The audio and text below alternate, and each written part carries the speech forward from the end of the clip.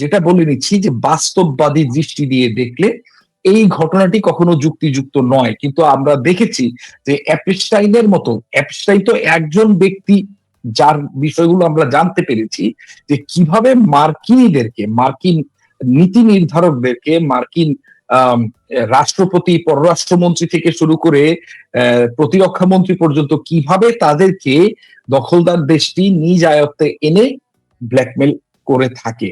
কাজে এই যুদ্ধের পেছনে আপনার প্রশ্নের কোনো যুক্তিযুক্ত উত্তর নেই।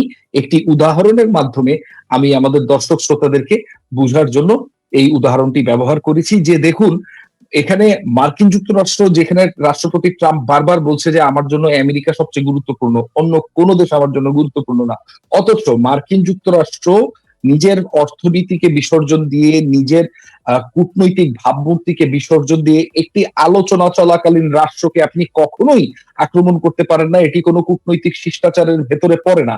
কিন্তু এই কূটনৈতিক যে তার যে রেপুটেশন রয়েছে, এটিকে বলিদান দিয়ে তিনি কি করলেন? ইসরায়েলের চাপের কাছে মাথা নত করলেন।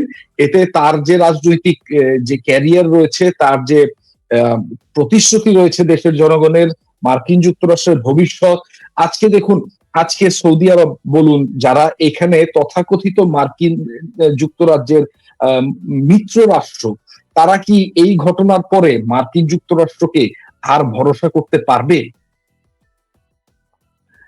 আপাত দৃষ্টিতে এই ঘটনা এটি প্রকাশ করে দেয় যে মার্কিন যুক্তরাষ্ট্র আসলে এই দখলদার দেশটির একটি গুন্ডা বাহিনীতে পরিণত হয়েছে, যারা এই দখলদার দেশটি, অর্থাৎ তাদের মনিব, তাদের মালিক যা বলবে তাই করবে, যখন বলবে তখনই করবে। অলিদ ভাই, একটা বিষয় খুব জরুরি হয়ে গেছে। জি, ইরান একযোগে 8টি দেশে হামলা করেছে। একদিকে দখলদার দেশ, একদিকে আমেরিকা, পাশাপাশি মধ্যপ্রাচ্যের 6টি রাষ্ট্র, সৌদি আরব, আরব আমিরাত, কাতার, কুয়েত, বাহরাইন, জর্দান, এবং এই দেশগুলোর প্রত্যেকটা ঘাঁটিতে টার্গেট করেছে, সফল অ্যাটাকও করেছে। ইরান কি একসঙ্গে 8টা দেশের সাথে লড়াই করতে চায়? ইরান আসলে কি মেসেজ দিতে চাচ্ছে? এই একটা প্রশ্ন। দ্বিতীয় প্রশ্নটা হলো, ইরানের আক্রমণ আর কদিন আগে যে লড়াইটা হলো, 12 দিনের যুদ্ধ ইরান ইসরায়েলের, এই দুটোর মধ্যে পার্থক্য কি দেখছেন? এবং ইরান কি সফলভাবে দখলদারদের বুকে কাঁপন তুলতে পারছে? আপনার কাছে কি মনে হচ্ছে? আচ্ছা, এই দুটো যুদ্ধে ইরানের কিছু কৌশলগত পার্থক্যের ব্যবহার আমরা দেখেছি। প্রথম যুদ্ধটিতে ইরান কিন্তু প্রথম দিনই মারাত্মক ধরনের আক্রমণ করেনি। ইসরায়েলের আক্রমণ তারা বেশ কিছুদিন সহ্য করেছে। প্রথম দিনে তারা কিন্তু সেই ধরনের জবাব দেয়নি। দিয়েছে খুব ধীর গতির কিছু সস্তা ড্রোন পাঠিয়েছে, যেগুলো আয়রন ডোম ইসরায়েলের আকাশ সীমানার ভেতরে উড্ডয়নরত অবস্থাতে ধ্বংসপ্রাপ্ত করে ক্ষতির পরিমাণকে একেবারে মিনিমাইজ করে ফেলেছিল। কিন্তু আমরা দেখলাম 7 দিন, 1 সপ্তাহ উচ্চ গতি সম্পন্ন যে ক্ষেপণাস্ত্র। ওকে ওকে, আপনার মাঝখানে অডিওতে কোনো প্রবলেম আছে? ওকে,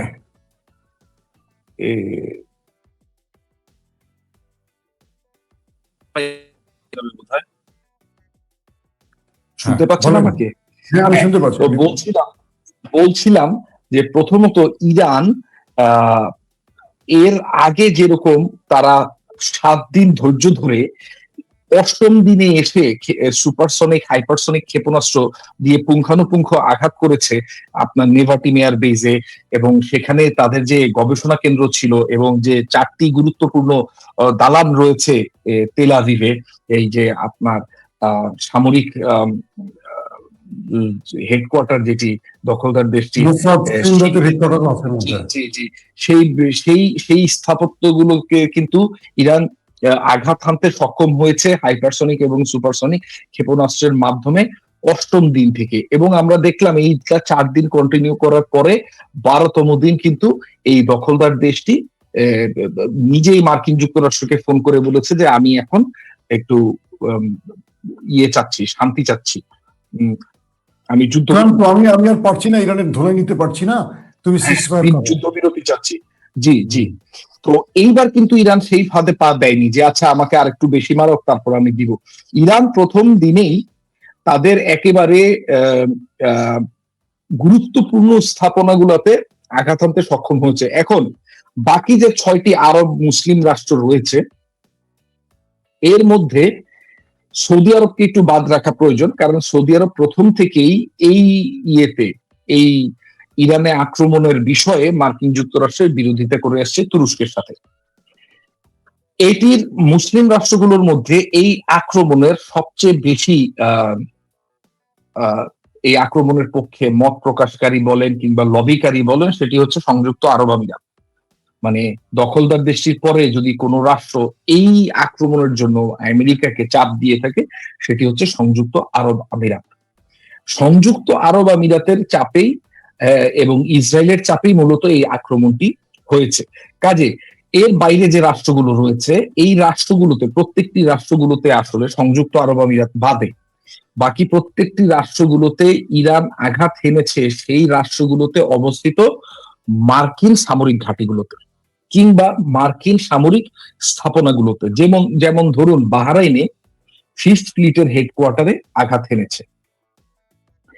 একই সাথে কাতারে বা সংযুক্ত আরব আমিরাতে মার্কিন যুক্তরাষ্ট্রের মার্কিন সামরিক বাহিনীর যে রাডার সিস্টেম গুলো ছিল, সেই রাডার সিস্টেম গুলোকে, যেগুলো হচ্ছে 5 থেকে 5,000 কিলোমিটার সার্ভেইলেন্স করতে সক্ষম, অর্থাৎ নজরদারি করতে সক্ষম, 5,000 কিলোমিটার দূরবর্তী যে কোনো লক্ষ্যবস্তুর উপরে কিংবা যে কোনো ভৌগোলিক অঞ্চলের উপরে, সেই নেটওয়ার্কটিকে আজকে ইরান কিন্তু ক্ষতিগ্রস্ত করতে সফল হয়েছে। কাজে এটি ইরানের কৌশলগত পরিবর্তন, এবং এটি কিন্তু একই সাথে মার্কিন যুক্তরাষ্ট্র সহ দখলদার দেশটির কাছে একটি গভীর মেসেজ প্রেরণ করে যে দেখো, তোমরা কিন্তু এখন, আমি তোমাদের সবকিছু দেখবো, তোমরা কিন্তু আমার সবকিছু দেখতে পারবা না।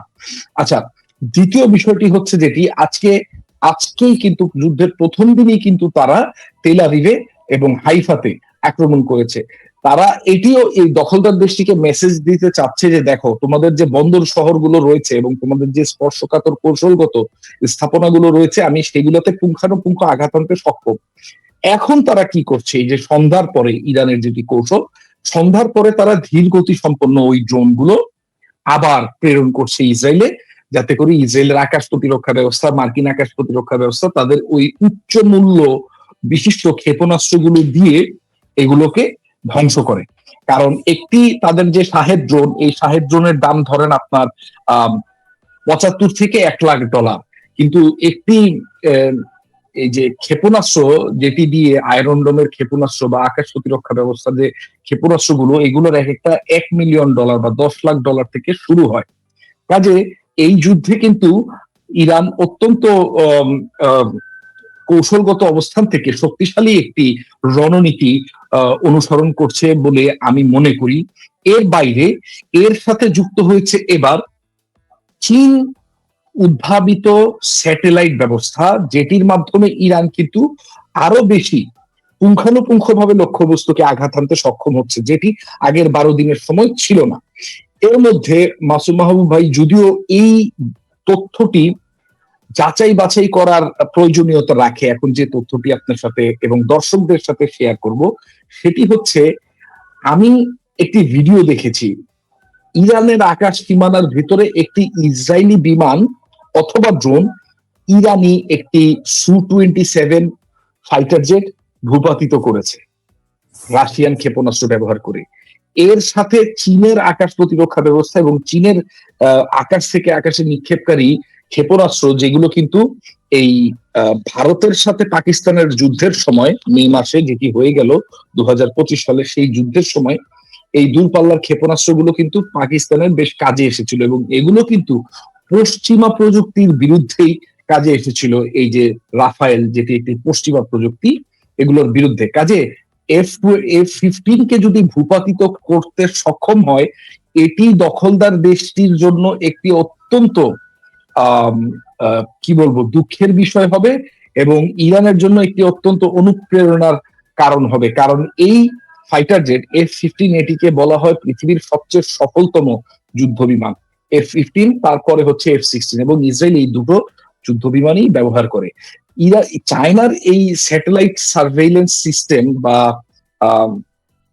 রেকনিসান্স, অর্থাৎ নজরদারি যে ব্যবস্থাপনাগুলো ইরানের হাতে এসে পৌঁছেছে, এর কারণে কিন্তু আসলে মার্কিন যুক্তরাষ্ট্র এবং এই অঞ্চলে যে তার মিত্র গুলো রয়েছে যারা দখলদার দেশটির অস্তিত্ব রক্ষায় বিভিন্নভাবে সহযোগিতা করেছে, এই দেশগুলোর জন্য একটি হুমকি স্বরূপ হয়ে দাঁড়াবে বলে আমি মনে করি।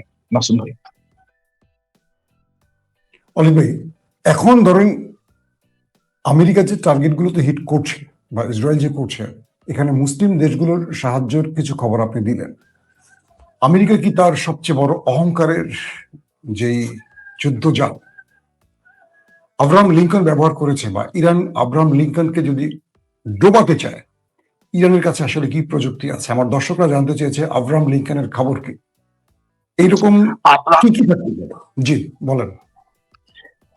ধন্যবাদ মাসুম ভাই, এবং ধন্যবাদ দর্শক শ্রোতাদেরকে। ইউএসএস আব্রাহাম লিঙ্কন এবং ইউএসএস জেরাল্ড ফোর্ড, এই দুটি বিমানবাহী রণতরী, এবং এদের সাথে রয়েছে এক একটি করে স্ট্রাইক গ্রুপ, অর্থাৎ দুটো স্ট্রাইক গ্রুপ যেমন এখানে রয়েছে, তেমনি দখলদার দেশটির বিমান ঘাঁটিতে মার্কিন যুক্তরাষ্ট্র যেই বিমানটি, যেই যুদ্ধ বিমানটি কখনো তারা ব্যবহার করেনি, F-22 র্যাপটর, সেটি পৃথিবীর একেবারে কোনো কম্পিটিশন ছাড়াই এটি পৃথিবীর সবচেয়ে শক্তিশালী যুদ্ধ বিমান বলে পরিগণিত হয়। এই F-22 র্যাপটরস, F-35 এর মতো পঞ্চম প্রজন্মের যুদ্ধ বিমান সহ F-15, F-16 তারা এই অঞ্চলে ইরানকে ঘিরে ফেলেছে।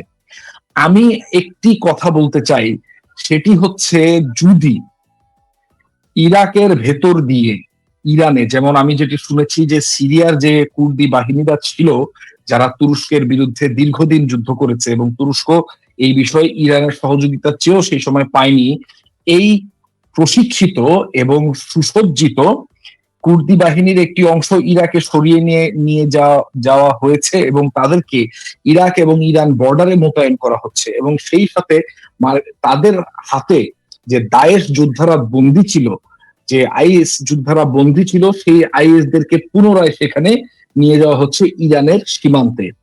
এর সাথে ইরানের ভেতরে একটি সাইবার যুদ্ধের প্রচেষ্টা দখলদার দেশটি করে যাচ্ছে। তার সাথে ইরানের ভেতরে অবস্থিত যত ফিফথ কলামিস্ট সেলগুলো রয়েছে তাদেরকে একই সাথে জাগ্রত করার একটি চেষ্টা করবে, অর্থাৎ ভেতর থেকে এবং চতুর্পাশ থেকে ইরানকে এবং ইরানের যে শাসন ব্যবস্থা রয়েছে এটিকে ধ্বংস করার একটি মারণ কামড় মার্কিন যুক্তরাষ্ট্র এবং দখলদার দেশটি একসাথে দেওয়া চেষ্টা করবে। ইরানের ভেতর থেকে যদি কোনো কিছু করা না হয় বা না যায়, তাহলে বাইরে থেকে যত চেষ্টাই করুক না কেন, আমার মনে হয় এই যুদ্ধ যদি দীর্ঘায়িত করতে চান রাষ্ট্রপতি ডোনাল্ড ট্রাম্প, এটি আমেরিকান সাম্রাজ্যের কবরস্থানে পরিণত হবে। তার কারণ 4000 বছরের ইরানের ইতিহাসে শুধুমাত্র একটি শক্তি ইরানকে পরাজিত করতে পেরেছিল, সেটি হচ্ছে সাহাবাদের নেতৃত্বে মুসলিম শক্তি, যেটির নেতৃত্বে ছিলেন সাইয়েদনা খালিদ ইবনুল ওয়ালিদ, এবং পরবর্তীতে আনাস বিন মালিক, উবাইদা বিন জাররার মতো বড় বড় সিপাহী, যারা শুধু যুদ্ধ কৌশলই না, একই সাথে স্পিরিচুয়ালি অনেক উচ্চতর ব্যক্তিবর্গ ছিলেন, এবং যারা এই পারস্যের যে অহংকার এটিকে দলিত করতে পেরেছেন। সেই দিন থেকে আজ পর্যন্ত ইরানকে কেউ কলোনাইজ করতে পারেনি, কেউ ইরানকে দখল করতে পারেনি, কিংবা ইরানের উপরে কিছু চাপিয়ে দিতে পারেনি। হ্যাঁ, পেরেছিল, সেটি হচ্ছে ইরানের নিজেদের ভেতরে কিছু গাদ্দার, এই যে শাহ বা রাজ পরিবার, এরা ইরানের যে শাহ এবং তার পরিবার ছিল, এর বাইরে ইরানের মতো একটি তার ভৌগোলিক অঞ্চলটা এমন একটি অবস্থানে রয়েছে যে এখানে বাইরে থেকে এসে দখলদারিত্ব করাটা খুব কঠিন। আপনি একটু বোমা টোমা মেরে চলে যেতে পারবেন। হ্যাঁ, আপনি দেখেছেন যে এই যে এখন তারাই বলছে, এই যে জাতিসংঘের পারমাণবিক কমিশনের যে পণ্ডিতরা রয়েছেন তারাই বলছেন যে ইরানে এর আগে যে হামলাগুলো চালিয়েছিল, এতে আসলে ইরানের যে পারমাণবিক প্রচেষ্টা রয়েছে বা পারমাণবিক ভান্ডার রয়েছে, এর কোনো ক্ষতি আসলে সাধন করতে তারা সক্ষম হয়নি। কাজে আমি মনে করি যে মার্কিন যুক্তরাষ্ট্রের এটি পুনর্বিবেচনা করা দরকার, যে এই হামলা, এটিকে কি তারা আরো বিস্তৃত আকারে এবং আরো দীর্ঘায়িত আকারে করতে থাকবে ইরানের উপরে, নাকি না এটি তাড়াতাড়ি থামিয়ে আলোচনা টেবিলে তারা বসবে? হ্যাঁ, এখানে ইরানের কিছু কৌশলগত ভুলের কথা আমি বলবো বলেছিলাম, পরবর্তী সময় আমাদের এই অনুষ্ঠানে আমি বলবো। ধন্যবাদ মাস্টার। অনেক ভাই, আরেকটা ব্যাপার হলো যে ইরান খুব দ্রুত রিটালিয়েট করেছে, জবাব দিয়েছে আবার। এবং মজার বিষয় হলো যে ইরান আমেরিকার কে হুমকি দেওয়ার সময় বারবার একটা কথা বলতো যে যদি আমরা আক্রান্ত হই মধ্যপ্রাচ্যে মার্কিন ঘাঁটি একটাও রাখবো না। তারা সেই কথাটাও রাখছে, মানে একদম প্রথম দিন, প্রথম ঘন্টার মধ্যে তারা মধ্যপ্রাচ্যে থাকা মার্কিন প্রত্যেকটা ঘাঁটিকে হিট করেছে। দ্বিতীয় সাফল্য। 3 নম্বর, ইরানকে এবার সেইভাবে ইন্টারসেপ্ট করতে পারছে না দখলদাররা, আমরা দেখতে পাচ্ছি। পূর্বে ইরানের অনেক মিসাইল আটকাতে পারছে, এবার পারছে না। ইরান খুব টার্গেটে অ্যাটাক করছে। এখন পর্যন্ত যে অ্যাটাক গুলো হয়েছে, আপনি এই বৈচিত্র্য কি পেয়েছেন যে ইরান একটা যুদ্ধের প্রস্তুতি নিয়ে, মানে ইরান ইসরায়েলের যুদ্ধের পর ইরান কি কি পরিবর্তন করেছে, এই বিষয়টা খুব জরুরি। এবং ইরানের কাছে আর কি কি আছে যেগুলো দিয়ে আমেরিকা ইসরায়েলকে ইরান চমকে দিতে পারবে, সারপ্রাইজ দিতে পারবে। ইরানের মিসাইল ভান্ডারে আসলে আর কি কি আছে, এটা একটু জানার দরকার। ইরানের কাছে এখনো অব্যবহৃত অবস্থায় ব্যাপক পরিমাণ চায়নার কাছ থেকে আনা সুপারসনিক জাহাজ বিধ্বংসী ক্ষেপণাস্ত্র রয়েছে। আপনি যে জেরাল্ড ফোর্ড আর আব্রাহাম লিঙ্কনের কথা বলছিলেন এগুলোর উপর চালানোর জন্য, কিন্তু ইরান এখনো চালাচ্ছে না, কারণ হয়তো ইরানও চাচ্ছে যে মার্কিন যুক্তরাষ্ট্র যুদ্ধটা থামিয়ে দিক এবং আলোচনার টেবিলে ফিরে আসুক।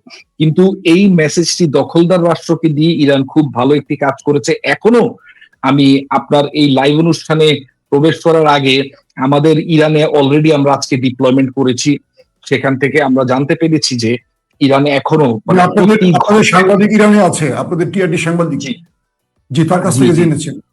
জি জি জি জি আমাদের যে সূত্র রয়েছে তার অনুযায়ী আমি যেটি জানতে পেরেছি সেটি হচ্ছে যে ইরান এখনো কিন্তু ওই যে ধীর গতির কিন্তু দূরপাল্লার যে ড্রোন ক্ষেপণাস্ত্রগুলো, ড্রোনগুলো, আত্মঘাতী ড্রোনগুলো, সেগুলো কিন্তু এখনো হামলা চালিয়ে যাচ্ছে দখলদার দেশটির উপরে। এতে করে কি হচ্ছে, দখলদার দেশটির যে আকাশ প্রতিরক্ষা ব্যবস্থা এটি টায়ার্ড হয়ে যাচ্ছে, এটি দুর্বল হয়ে যাচ্ছে। এটি তার যে এই যে $10 লক্ষ মূল্যের যে ক্ষেপণাস্ত্রগুলো, এই ক্ষেপণাস্ত্রগুলো $1 লক্ষ মূল্যের এই আত্মঘাতী ড্রোনগুলোকে ধ্বংস করবার কাজে অতি দ্রুত শেষ হয়ে যাচ্ছে।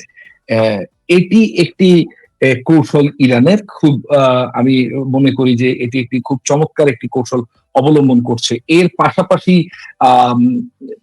যে তারা এটিও এইটাও বলে যাচ্ছে যে আলোচনার টেবিলে তারা বসতে চায়, কিন্তু কোনো হামলা তাদের সার্বভৌমত্বের উপরে কোনো হামলা তারা বিনা জবাবে এবার ছেড়ে দিবে না। এর সাথে ইরানের অস্ত্র ভান্ডারে যুক্ত হয়েছে রাশিয়ার Su-27 ফাইটার জেট, যেটি আগে ছিল না। হ্যাঁ, তো এবং দূরপাল্লার আকাশ থেকে আকাশে নিক্ষেপকারী ক্ষেপণাস্ত্র, এর সাথে যুক্ত হয়েছে নতুন নতুন রাডার ব্যবস্থা, যার কারণে ইরান কিন্তু এখন আরো অনেক বেশি সচেতন। এটিকে যুদ্ধের ভাষায় সিচুয়েশনাল অ্যাওয়ারনেস বলে, যেটি আপনি স্যাটেলাইট থেকে, আপনার রেডার গুলো থেকে, আপনার ড্রোন গুলো থেকে আপনি যে চিত্রগুলো পান, যে তথ্য এবং উপাত্তগুলো পান, এগুলো সেন্সর